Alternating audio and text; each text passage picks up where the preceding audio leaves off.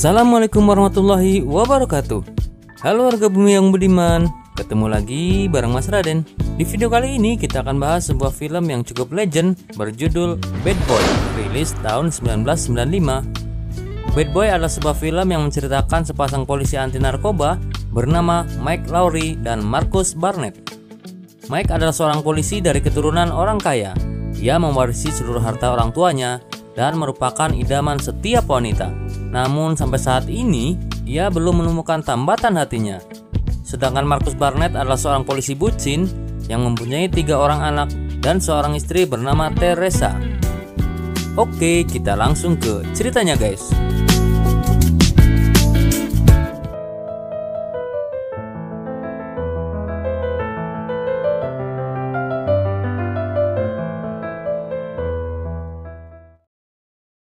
Film diawali dengan memperlihatkan 2 orang yang sedang mengendarai mobil mewah.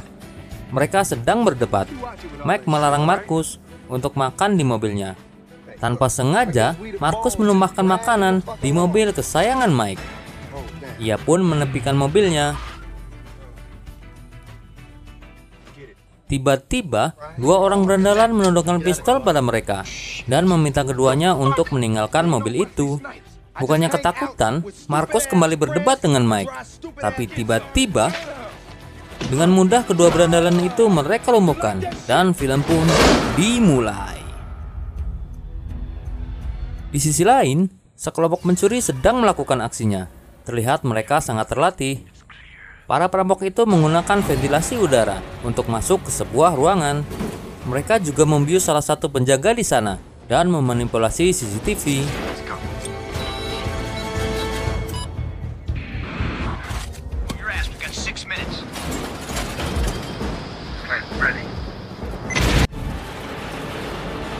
Singkat cerita, para perampok itu berhasil membawa semua target curian mereka. Keesokan paginya, Marcus sedang bercengkrama dengan anak istrinya. Mike juga mampir ke rumah Marcus. Terlihat Mike sudah seperti keluarga di sana. Sedang asik-asiknya berbincang, tiba-tiba Mike mendapat telepon dari atasannya. Mereka berdua pun bergegas pergi dari sana. Nah, Marcus dan Mike ini bekerja di divisi anti narkoba kepolisian Miami. Mereka memiliki atasan bernama Howard dan rekan tim lainnya bernama Sanchez dan Ruiz. Kembali ke cerita, ternyata sekelompok pencuri semalam beraksi di kantor polisi dan berhasil mencuri barang bukti kejahatan narkoboy yang bernilai 100 juta dolar. Howard kemudian meminta Marcus dan Mike untuk menangani kasus ini, dibantu Sanchez beserta Luis. Howard juga mencurigai ada orang dalam kepolisian yang terlibat kasus ini. Atas kejadian itu, Allison seorang provos memperingati Howard agar kasus ini tidak bocor ke media. Mike kemudian mendatangi Francine, seorang petugas administrasi di sana. Ia meminta alamat orang yang memasang ventilasi kantor itu, Manuel Arona. Marcus dan Mike lalu mendatangi alamat itu dan masuk secara diam-diam.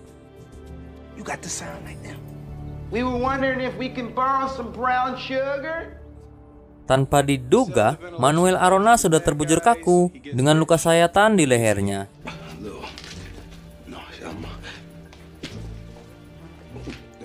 Mereka berdua kemudian mendatangi Max, seorang wanita penghibur kenalan Mike. Ia meminta Max untuk menghubunginya jika ada info pesta narkoboy di kota itu.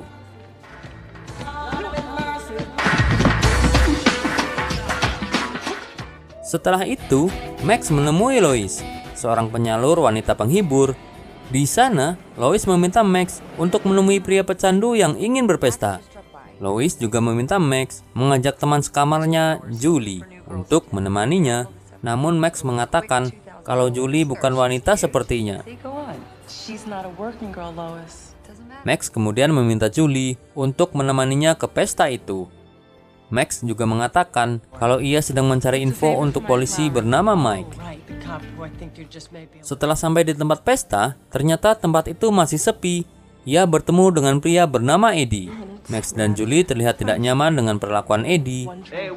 Sementara Julie ke kamar mandi, Eddie menghidangkan sesuatu untuk Max. Ternyata Hidangan itu adalah sebungkus narkoboy yang dicuri dari kantor polisi.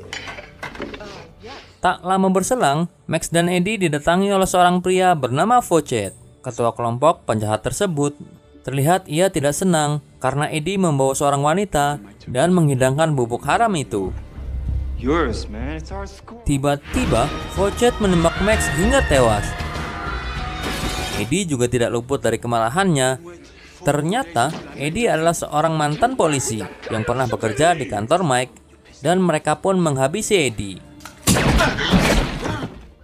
Di lantai atas, Julie melihat semua kejadian itu. Ketegangan pun terjadi ketika salah satu dari mereka melihat Julie. Julie pun jadi bulan-bulanan kawanan penjahat ini.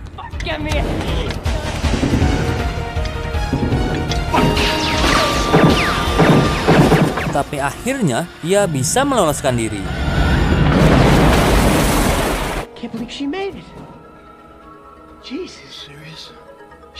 Atas kejadian itu, Howard dan tim melakukan penyelidikan di TKP. Mereka menemukan bekas narkoboy mereka di sana. Ia pun meminta Mike dan Marcus untuk menyelidiki kasus ini. Mike begitu sedih ketika ia tahu bahwa sahabatnya Max jadi salah satu korban kejadian itu.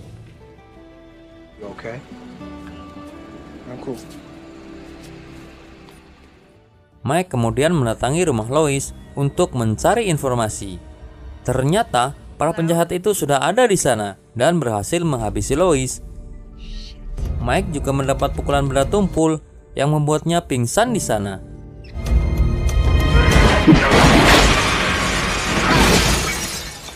Di sisi lain, Marcus bersama Howard di kantornya. Ia mendapat telepon dari Julie yang sedang kebingungan dan hanya ingin bicara dengan Mike. Namun karena Mike tidak ada di sana, Howard meminta Marcus untuk berpura-pura menjadi Mike dan membujuk Julie agar segera bertemu dengannya. Marcus pun kemudian menemui Julie di tempat persembunyiannya.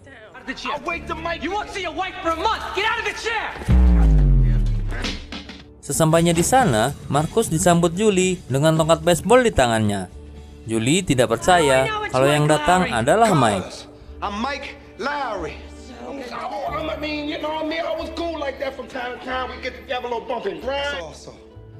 Di tengah perdebatan mereka, tiba-tiba para penjahat datang ke rumah itu dan menembaki mereka berdua. Baku tembak pun tak terelakkan. Namun sekali lagi, mereka berhasil lolos dari para penjahat itu.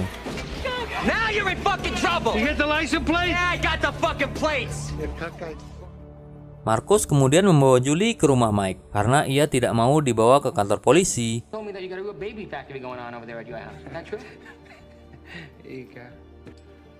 Marcus kemudian menenangkan Julie dan meninggalkannya di rumah itu.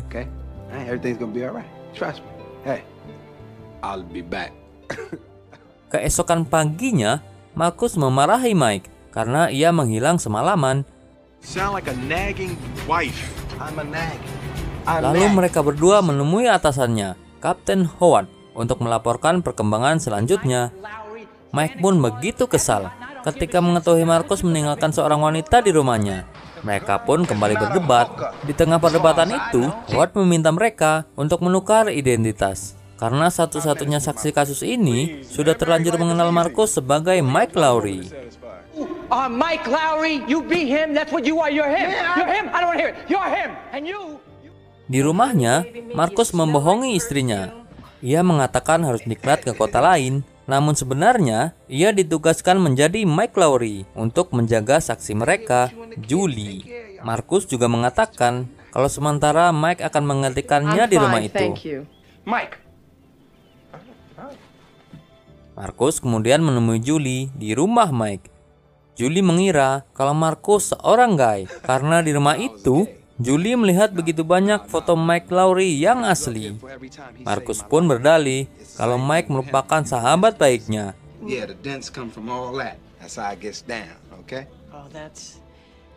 Marcus kemudian menunjukkan foto-foto penjahat kepada Julie. Tanpa diduga, ia melihat salah satu pelaku di foto itu, Noah. Sementara itu, Fawcett mengumpulkan para ahli kimia untuk memotong heroin yang mereka curi agar nilainya dapat dilipat gandakan. Keesokan paginya, Mike meminta Francis untuk mencari data Eddie. Namun Francis mengatakan kalau file itu terkunci dan tidak bisa diakses. Mike pun meninggalkan Francis dengan tatapan Francis yang begitu mencurigakan.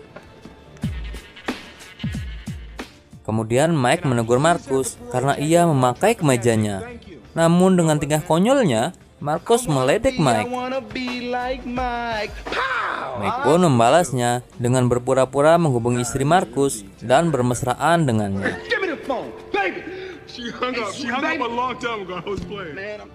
Lalu mereka pergi menemui Julie. Marcus pun mengenalkan Mike sebagai Marcus Barnett. Mike begitu kesal pada Marcus saat melihat hewan peliharaan Julie mengotori rumahnya. Dan sekali lagi, dengan tingkah konyolnya ia kembali meledek Mike. Mereka lalu pergi ke sebuah klub untuk menangkap seorang bernama Noah dan berpencar untuk mencarinya. Tanpa mereka duga, salah satu penjahat melihat Marcus. Mereka mencoba menghabisi Marcus di dalam toilet. Marcus menghadapi para penjahat seorang diri. Sementara Mike menikmati pertunjukan yang ada di sana. Next time, learn how to work the safety with your punk ass. I'll be back. Julie yang menyimpan dendam memutuskan datang ke klub itu dengan bermodal pistol yang ada di rumah Mike. Ia mencoba menembak Fawcett dan baku tembak pun tak terelakkan. Marcus dan Mike menyelamatkan Julie dengan merampas sebuah truk. We're really in a hurry. Tanpa mereka duga, truk itu membawa ether, bahan kimia yang sangat mudah meledak. Tak kehabisan akal, Mike melempar bahan peledak itu pada Noah yang tanpa henti menembaki mereka. Akhirnya, Noah pun meledak.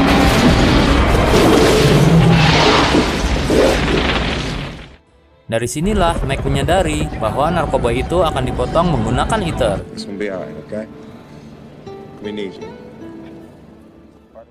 Setelah kejadian itu, Marcus kembali membawa Julie ke rumah Mike. Ia begitu tegang saat melihat Julie menggodanya di atas ranjang. Menyadari hal itu, Julie kemudian membandingkan Marcus dengan Mike asli yang memperlakukan wanita dengan begitu lembut.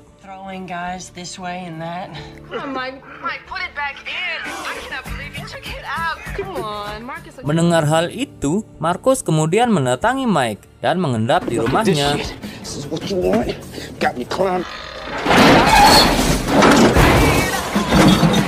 Mike yang menyadari hal itu meringkus Marcus, yang ia duga seorang pencuri.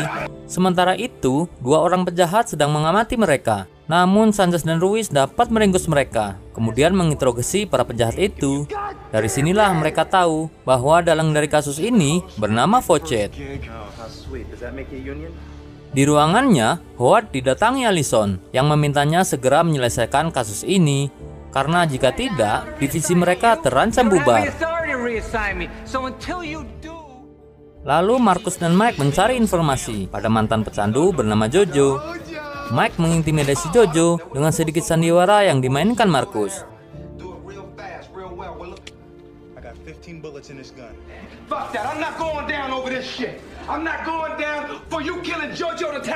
Akhirnya, Jojo mengatakan ada seorang yang mampu memotong narkoba itu. Sementara itu, Teresa begitu marah ketika menyadari bahwa Marcus telah berbohong.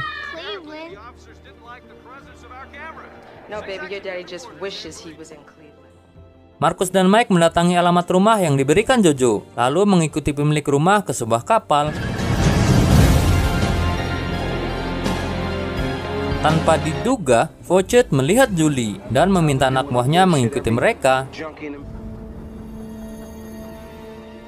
Mereka pun kembali ke rumah Mike untuk bersiap-siap melakukan penyergapan. Tak disangka, Teresa yang sedang marah mendatangi Marcus dan penyamaran mereka pun terbongkar. Hi, can I help you? The wedding ring in your pocket because your new little girlfriend. Mengetahui hal itu, Julie pun begitu kecewa dan bermaksud meninggalkan mereka. Tanpa diduga, Fawcett datang ke tempat itu. Alhasil baku tembak pun kembali terjadi.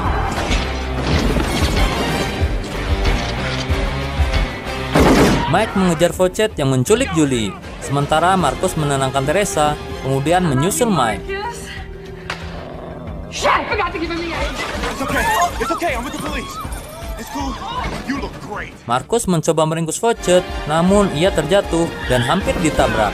Dengan cepat, Mike menyelamatkan Marcus. Di kantornya, Mike mendapat telepon dari Fawcett. Ia mengancam akan menghabisi Julie jika mereka mengagalkan transaksi Fawcett. Mike pun kemudian melaporkan semuanya kepada Howard. Di tengah perdebatan mereka, Allison mendatangi Howard dan mengatakan kalau divisi mereka sudah dibubarkan. Namun Howard tidak peduli padanya dan ingin kasus ini segera mereka selesaikan. Mike dan Marcus meminta seorang tahanan untuk membuka data Eddie yang masih terkunci. Mereka pun begitu terkejut saat mengetahui kekasih Eddie adalah Francine. Ternyata Francine adalah orang dalam yang membocorkan tempat narkoba itu. Saat diinterogasi, Francine berdalih ia terpaksa melakukannya karena foto tidak senonohnya akan disebar di sekolah anaknya.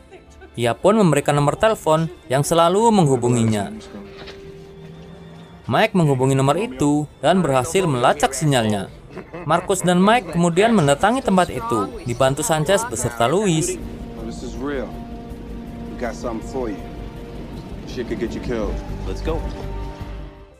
Howard meminta bantuan kepada tim SWAT.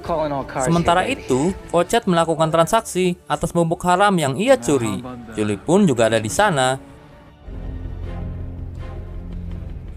Tiba-tiba, Marcus dan Mike datang ke tempat itu. Baku tembak pun kembali terjadi.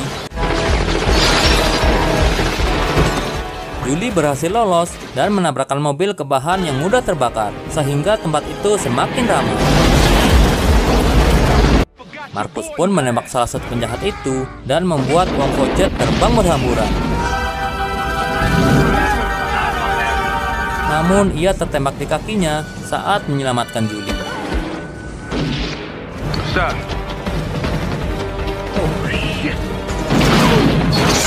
Fawcett melarikan diri dengan sebuah mobil yang ada di sana.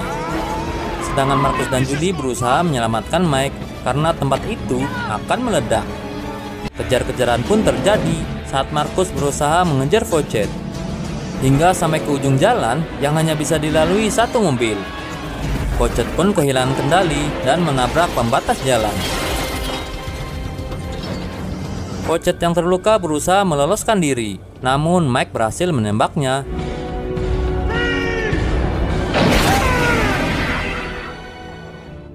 Marcus mengira kalau semuanya sudah selesai, tapi tiba-tiba Fawcett berusaha menembak mereka. Namun dengan instingnya, Mike berhasil menghabisi Fawcett.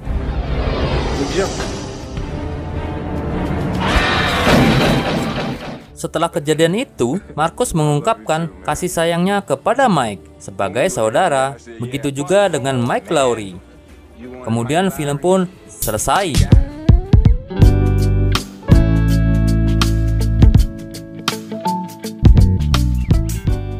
Menurut Mas Raden, film ini adalah salah satu film yang sangat menarik. Dan dari film ini kita bisa belajar bahwa persahabatan harus saling melindungi, seperti Mike dan Marcus. Oke, sekian dulu dari saya. Kalau ada salah-salah kata, Mas Raden mohon maaf. Dan wassalamualaikum warahmatullahi wabarakatuh. Bye-bye.